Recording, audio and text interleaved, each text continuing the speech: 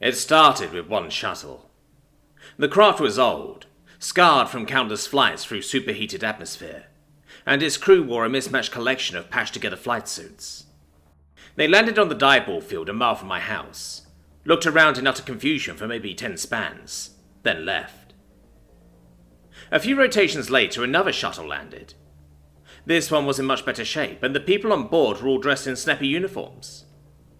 Like the first group, they fired out of their craft, looked around for a while, then shrugged and flew away.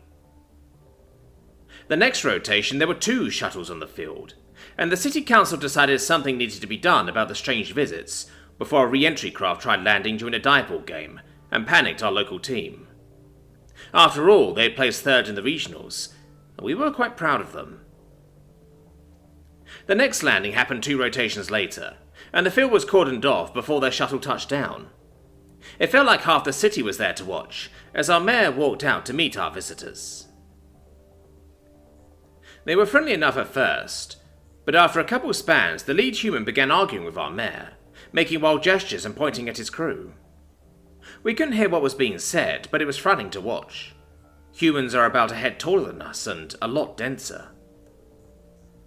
The incident made the local news, and authorities advised everyone to stay away from the field until the matter was resolved. 3 shuttles landed the following rotation, then 5. It wasn't an invasion exactly. The humans would arrive, look baffled for a while, and leave. It was almost like they didn't know why they were here, and no one on the city council seemed to have a solution. They weren't doing any real harm, other than a few deafening spans of rocket noise as they came and went. The impromptu human visits continued for about a quarter spin, before someone finally figured out what was happening.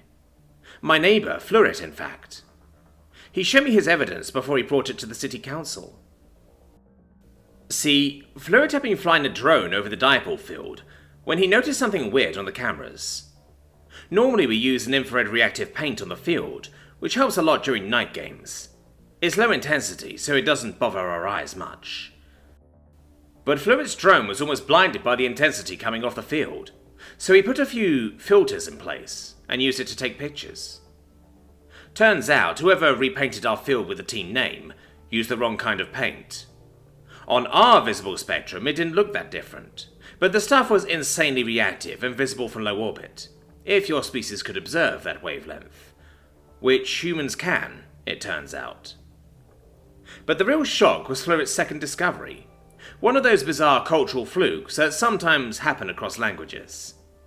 The glyphs of our team's name mean victorious flyers in Farti.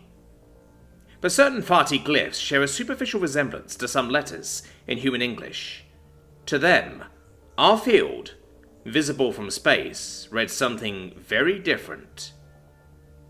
Free beer.